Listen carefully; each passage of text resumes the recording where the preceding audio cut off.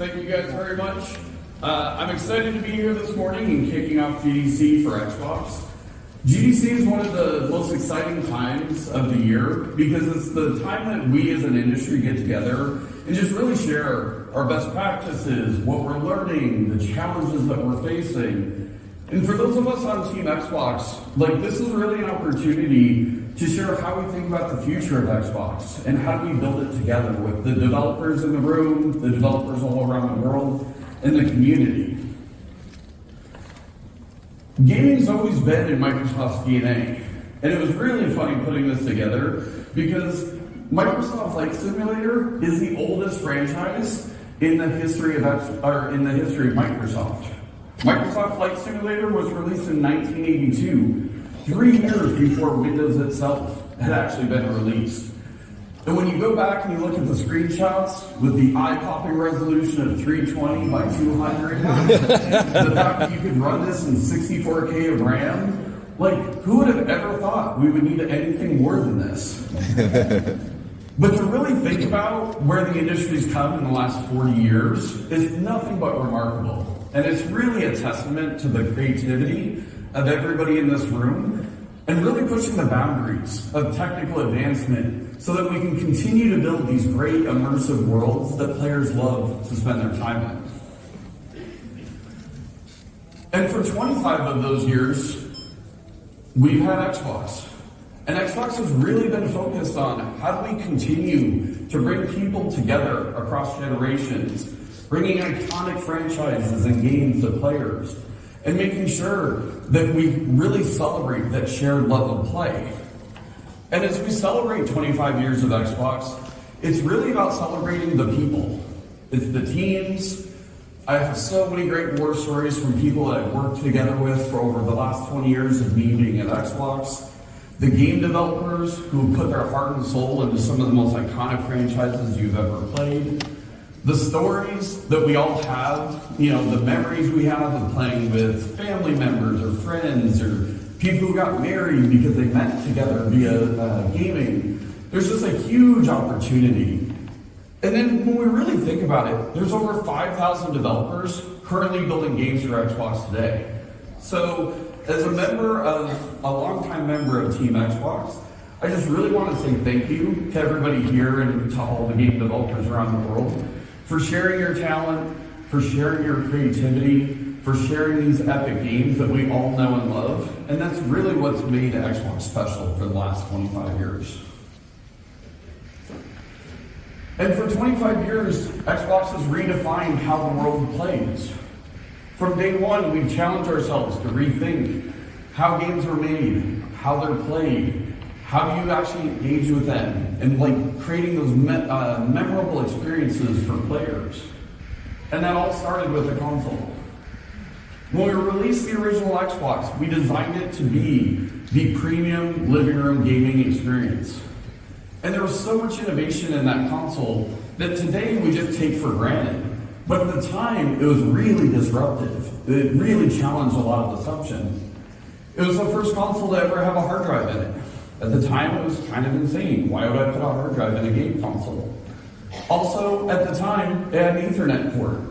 Everybody's still gaming on 56K modems. And if you're old enough to remember what a 56K modem is, who knows? Welcome to the club. But it was because we believed this idea of what ultimately became Xbox Live, bringing players together, sharing experiences. And at the time, that was all in the domain of the PC. We'd never seen it in game consoles before. Then you look at the Xbox 360, and that really introduced the HD era to gaming. It was the first console that had an online digital marketplace.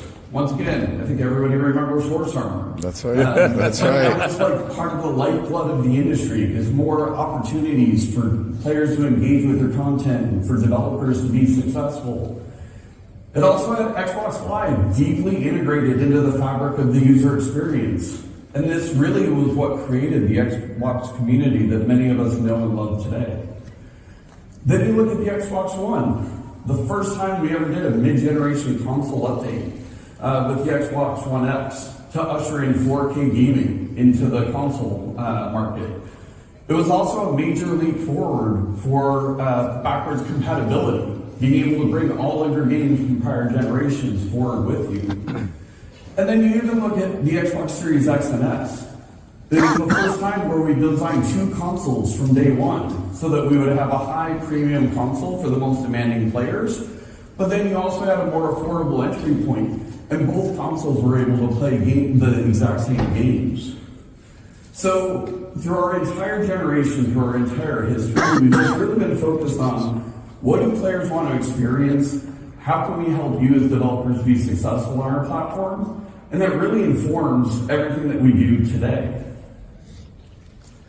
And that same focus on players has really guided where we're going with our next generation.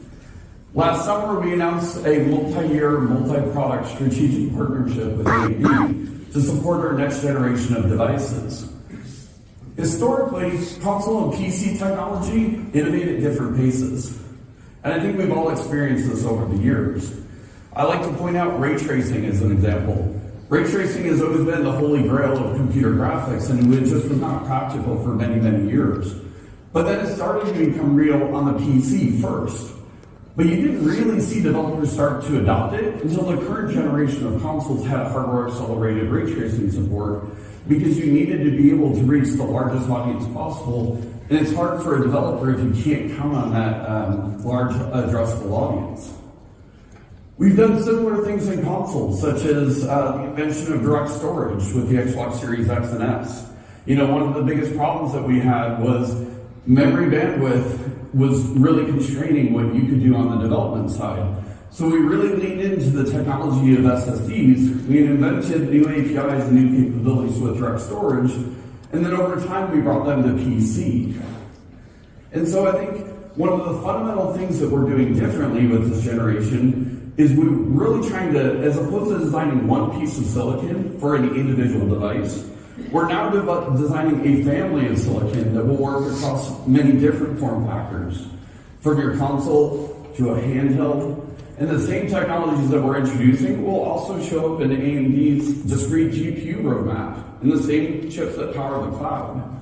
Because ultimately what we're trying to do is we're trying to provide one common platform for game developers so that you can design and optimize your games and have confidence that they can run well across a whole spectrum of devices.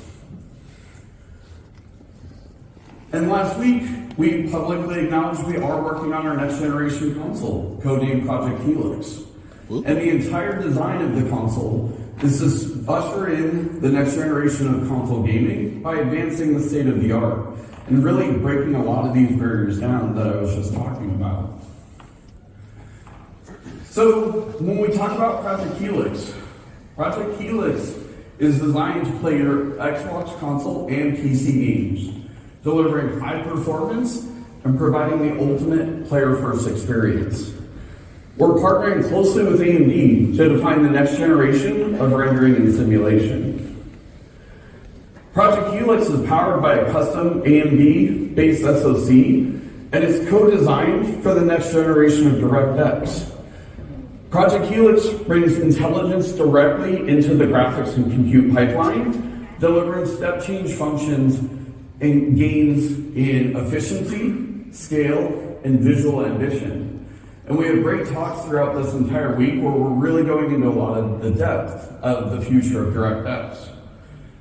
Beyond the SoC, it also includes an order of magnitude increase in ray tracing performance and capability beyond what's currently possible with the Xbox Series X and S. It also unlocks GPU-directed work graph execution, eliminating CPU bottlenecks, meaning that the GPU can actually generate its own workloads in real time, delivering a massive uplift in performance and enabling massive real-time simulations in large, complex worlds using runtime-generated geometry and large-scale interactive worlds that players actually want to engage with. The other thing when we think about this Project Helix is really designed for the next generation of neural assisted rendering. We've reached some of the limitations of what's possible with traditional rendering techniques. And if we want to continue to advance the state of the art, we have to invent brand new technology. And the key part of that is how we're integrating AMD FSR, the next version of AMD FSR, into Project Helix and into the Xbox Game Development Kit. And this is really designed for that next generation of neural rendering techniques, whether that's neural materials, whether that's generated images, or even if you think about things like the latest ML-based upscaling techniques or super resolution techniques. You think about brand new ML-based multi-frame generation. And there's even new capabilities such as a brand new ray regeneration technique that's really designed to deliver high performance ray tracing for both real-time ray tracing and path tracing. Another area that we're really focused on with Project Helix is what we call deep texture compression. I think if you look across the industry right now, and if you look at the massive increases in storage prices and memory prices, if we want to continue to push the boundaries, we also need to invent brand new techniques that allows us to leverage the hardware in much more efficient ways while still making gaming accessible. And I think this is a responsibility and really a call to action across the entire industry. There's a ton of work that we can do on the hardware side, there's a ton of work that we can do on the software side, but it's also about how you take advantage of this as developers. And so when we talk about deep texture compression, that includes the latest neural texture compression techniques, but we're also leaning in very heavily into Z standard as well. So that is a capability that allows you to use the latest version of direct storage and be able to stream assets directly off of the storage drive and be much more sensitive in how you're actually using memory because you can actually stream it directly off of the SSD itself. And I'm excited to share that we are going to send alpha versions of Project Helix to developers starting in 2027. And we're already on this next generation journey with a lot of the things that you'll hear about this week, as well as our latest GDK that came out in fall of last year. And we'll have so much more to talk about Project Helix over the coming months. Now let's pivot a little bit and talk about the future of play. Not only has technology fundamentally changed, but player behaviors have also changed. The days of people defining themselves as I'm a console gamer, or I'm a PC gamer, or I'm a mobile gamer don't really exist anymore. The biggest games in the world play across many different screens, whether that's your console, whether that's your PC, maybe it's on your smartphone or VR, or even being able to stream from the cloud down directly to a smart TV. The biggest games are playable across multiple screens, and the most engaged gamers play across multiple devices. So we've really had to rethink, how do we build an ecosystem? How do we build hardware? How do we build the development tools in a world where players are going to play across multiple different devices? Also, I think many of us in this room, we've loved this hobby for many years, and we built libraries across many different storefronts. I have the games that I bought from Xbox. I have games that I have access to via a Game Pass subscription. I also have games that I purchased in other leading storefronts. And as a player, I want to remove those barriers. My library is my library. These are my games. These are the things that I have these treasured memories around. So why should I have to go between different user interfaces or pick up this device to play that game? We want to break down the artificial barriers that exist between PC and console games, because that's what players are asking for. Modern players grew up in a very different world. They don't think about the world in such as, this game should only run on this device. They grew up in a world where their media is available on any screen. And we as the game industry need to move towards that model, and we as Xbox have to design and build a platform that makes that easy not only for players, but also for developers. And then the last thing that if we really look at how players play now, it really has to be deeply personal to me as a player. We all love video games, but I guarantee if I pulled everybody in this room, we all play very different video games. Sometimes I'm feeling like in an ultra competitive mode and I really want to go in and, worry about my KD ratio and where am I on the leaderboard? Sometimes I want something cozy and creative. So even myself, my moods change, my tastes change. And then if I'm in the game, let's say we're all playing the same game, we might play it fundamentally differently. I might choose to be a tank. You might choose to be a healer. I might want to be a sniper. You may love the passion of a close quarter combat with a shotgun. The reality is when you look at the next generation of players, what's deeply important to them is that they can find their next favorite game and they can see themselves in the worlds that you create. And so just like we talked about with the history of the Xbox console, this is really informing how we think about the future of play and what we need to design and build as a platform. As part of that, what we've really learned is, as we look at it, PC is becoming an increasingly important part of the Xbox experience. To the point that last year, in 2025, we had the peak number of players, Xbox players, playing with Xbox on PC than we've ever had in our past. And so one of the things that we're doing is we're bringing the best of Xbox to Windows itself, to make Windows itself a great operating system for games, wherever I may choose to play. And an early version of this is what you saw with the ROG Xbox Ally. I've been around Xbox for about 20 years. I think for 20 of those 20 years, people have asked us to get into the handheld space. We've looked at it for many different times, but this felt like finally the right opportunity. We saw the momentum that was happening in the ecosystem. We saw all these great experiences. But at the same time, too, we wanted to bring in a distinctly Xbox flavor to that. So even though the ROG Xbox Ally is powered by Windows under the covers, I never see Windows. I jumped into a direct Xbox first experience that allows me to see all of my games in my library. Those are the games that I purchased from Xbox. I have access to via Xbox Game Pass. It also includes games that I can stream from the cloud.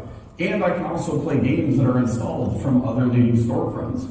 Because once again, I never want to have to leave that experience to go find a game just because I bought it from somewhere else or I got access to it in another way. We're also constantly listening to feedback from players. We're really excited to have Auto SR and highlight reels, both of which are in preview right now. They will be released to players in the coming months. And it's really about this constant iteration, this constant evolution, this constant improvement that we want to go deliver. We also have taken a lot of the things that we've learned from Xbox to really improve this experience, such as advanced shader delivery. This is a problem that we've solved in consoles for probably, the last 10, 15 years. And I would say for me, as a player, there's nothing more frustrating than when I go and launch a game on my PC. I'm super excited, I downloaded it, I'm ready to go. And then all of a sudden you get the infamous progress bar. Shaders compiling. And it's like, oh, this is going to take a minute. Maybe it'll take 2 minutes. Maybe 15 minutes. And then all of a sudden I'm like, wait, where did all my game time go? Because I was just waiting for this. So we created a technology called Advanced Shader Delivery that launched first with the ROG Xbox Ally. And there'll be talks later this week where they talk about how we're expanding access to Advanced Shader Delivery and making it easier for developers to more directly integrate it into your pipelines. Because ultimately our North Star is we want to make sure that we're getting players into the fun as quickly as possible. Another good example of a feature that we've created for the ROG Xbox Ally is default game profiles. You know, now that you're running in a world where you have a battery and it's a handheld form factor, you always have to find that optimal balance between performance and battery life. And so with default game profiles, we have the ability to fine-tune the performance of a game with no extra work by game developers to maybe give it a little bit more power when we need to maintain a very stable frame rate. Or maybe even reducing the frame rate of the game, but keeping it consistent because now I can get more hours of play out of it and when it's actually in a mobile form factor. So this is another example of a feature that we created that started on the Xbox Ally. We're continuing to improve it. We're continuing to expand access to it. But I think the part that's really important is, more than anything, I want to say thank you to all the developers and the players who have been playing on this, because we listen to the feedback constantly, and the feedback that we get from the community directly influences our forward plans. So thank you to everybody who's providing feedback, and know that this experience will continue to improve entirely based on the feedback of the community. And based on that feedback, one of the pieces of feedback that we got was everybody wanted the same experience on their PC, to the point that people were actually figuring out how, via registry hacks, to actually enable this on a PC before we were even planning on announcing it. So I am proud to announce that Xbox Mode will be coming to Windows 11 in select markets starting in April. And this is just really leaning in and making sure that no matter where you choose to play, you get a distinctly Xbox experience. And so all of the same features or many of the same technologies that we introduced with the Xbox Ally are now available on your desktop and on your laptop. The difference is in those devices, when I'm at work, and trust me, don't do this, but I sometimes am at work and I don't play games at work. But I can be at work, but then when I'm at lunch or at the end of the day, I can actually switch directly into Xbox mode, and I get that full fidelity experience that feels very console-like, feels very similar to the ROG Xbox Ally experience. It puts my games front and center, it puts my library front and center, including those games that have been installed from other storefronts. It also recognizes the fact that most players play on average 3 to 5 games at any one time. So my most recently used list of games, it doesn't matter where you played them last. It could have been via the cloud, it could have been on my console, it could have been on my PC. Those games are always instantly available right in front of you, because this is what players actually want, is they want their content front and center. Another area of feedback that we've gotten from the community is as players are starting to play with Xbox across multiple screens, they're noticing a lot of fragmentation within the experience. Maybe we have different filters in, say, the PC experience versus the console experience. Or, hey, I know where my friends are here, but it's in a slightly different experience over here. And so what the team's been doing behind the scenes is they're doing a lot of work to really deliver a consistent experience. So it feels very familiar and it feels very distinctly Xbox, no matter where you actually are choosing to play. Because as a player, if I choose to move between screens, I shouldn't have to learn new user interfaces just based on the screen that I'm on. That doesn't mean you're going to have the exact same user experience, because we think about things like screen size. We think about things such as input modalities. But this is really designed around a consistent, familiar, distinctly Xbox experience wherever you choose to play. This also applies to developers as well. We know in a cross-device world, today in the Xbox ecosystem, most developers are actually managing 2 different versions of their game. You generally have your Xbox version of your game or your console version of the game. A lot of times this requires access to special SDKs or different versions of middleware. Sometimes developers have a customized version of the engine itself. But the vast majority of developers are also shipping their games on PC. And so we've done a tremendous amount of work with the GDK to bring the GDK together into a unified experience, but we still know that there's too much friction for developers here. If you really look at it, the vast majority of the code that your game runs on the Xbox is the exact same code that runs on other platforms. So just like for players where we want to streamline that experience, we also want to streamline that experience for developers as well. So in the future, what we're working on is really bringing these development models together so that you can have one common development pipeline, but you still have full access to all the things you would absolutely expect from Xbox.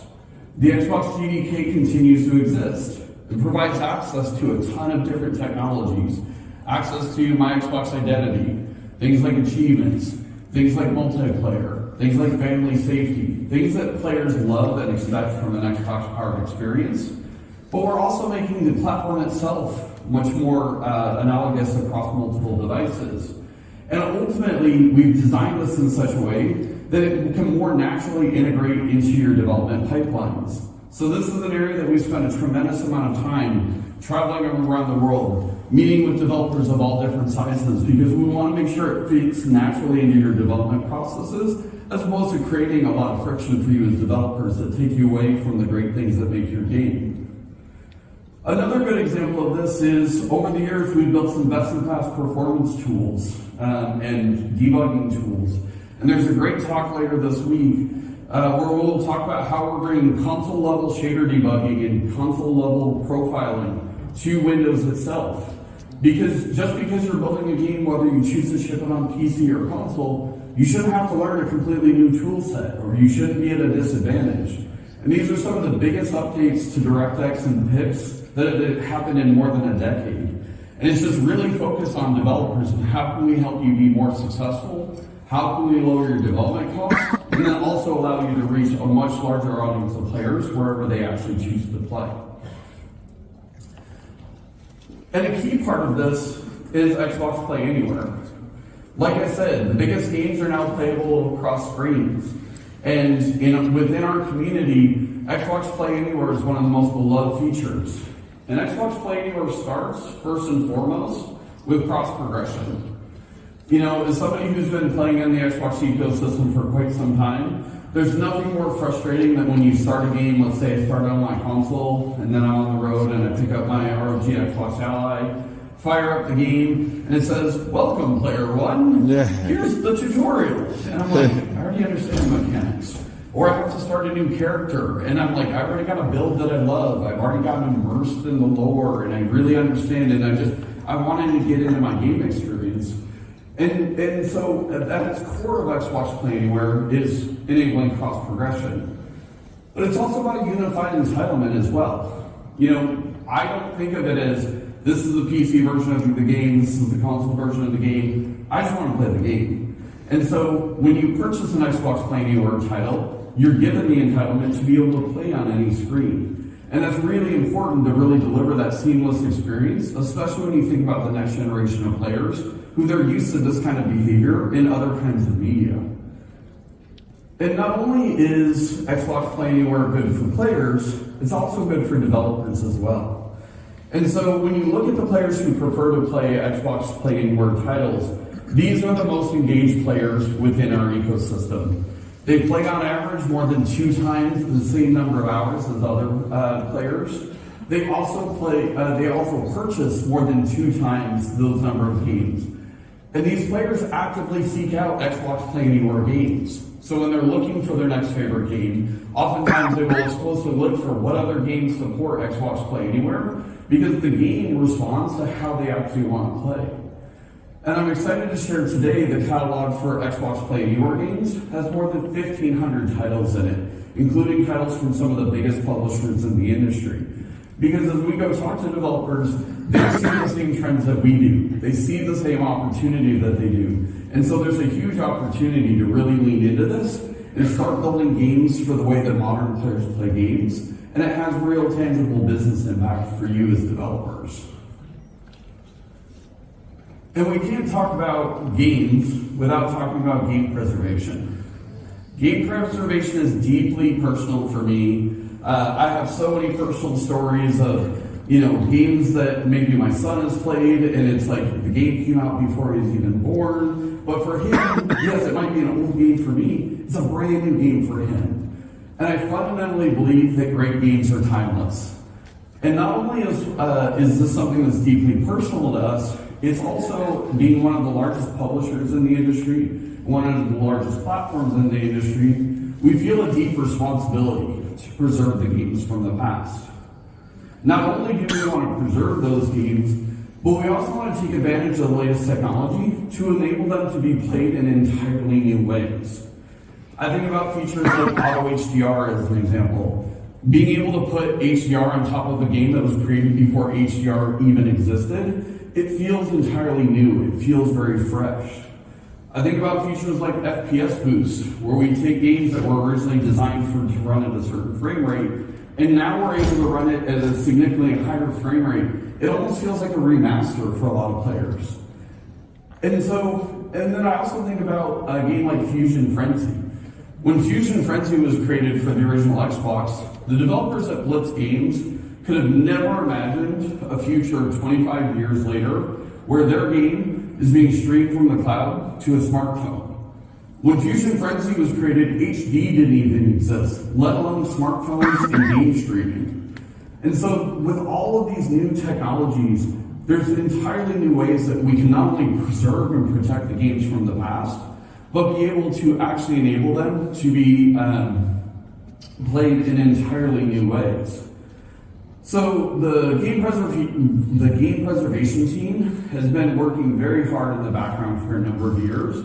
And as part of our 25th anniversary later this year, they will release some iconic games from the past that are now going to be able to be played in entirely new ways.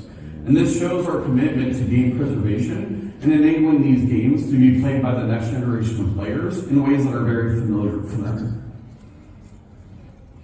So when we think about the future of Xbox and the next generation of Xbox, we really think about it in a couple of categories.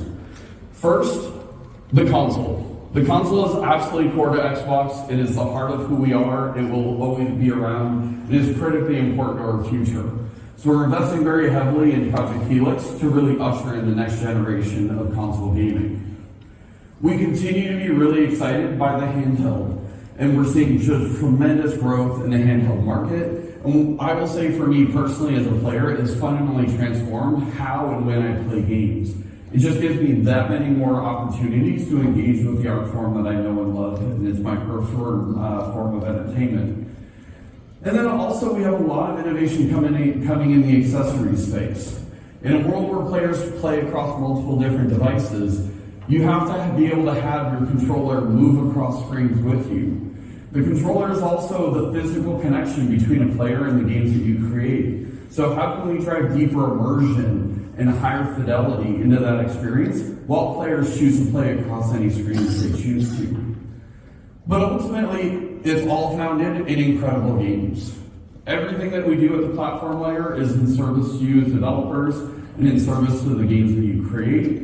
We have an incredible lineup of games coming out later this year. Some of our most iconic first-party franchises are returning this year, but we also have incredible games coming from the biggest publishers in the world to some of the most innovative, creative ideas from the independent development community. So everything that we do at Xbox is in service of the games that you build, and ultimately we want to design and build this platform together with you. And with that, I just really want to say from my heart, thank you to developers all around the world. Thank you to all the developers here in San Francisco for GDC. We couldn't do this without you. We are only successful if you're successful on our platform. And we need your feedback to make sure that we're designing and building the platform for the next generation of players and developers. And with that, I will leave you with a video.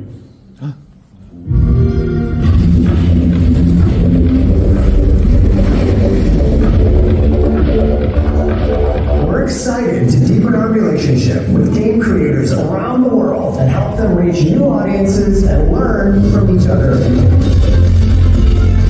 Innovation, craftsmanship, and performance remain a priority for us to this day. We love to explore new and original ideas. With a little bit of pressure and creativity, something interesting is created that wasn't there before. At Xbox, we're just incredibly lucky to work with so many creative teams across the industry. This is a passion project for all of us here. Microsoft の最先端クラウドテクノロジーとその